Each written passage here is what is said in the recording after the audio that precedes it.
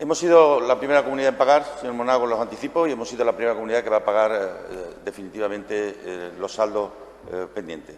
Así de claro, hemos sido los primeros en octubre y vamos a ser los primeros ahora. Lamento, señor Monago, que cree usted que todo el mundo tiene precio. Yo no creo que los agricultores ni se compran ni se venden. Ni creo, además, que tenga ningún mérito lo que hacemos. Ustedes se han pasado 4 años presumiendo de hacer las cosas que hay que hacer. Porque no somos usted ni yo los que lo hacemos, ni es la señora consejera o el señor consejero anteriormente. Son los funcionarios, los trabajadores y trabajadoras. ¿Sabe usted lo que han hecho los trabajadores y trabajadoras durante estos meses? Activar lo que ustedes no hicieron.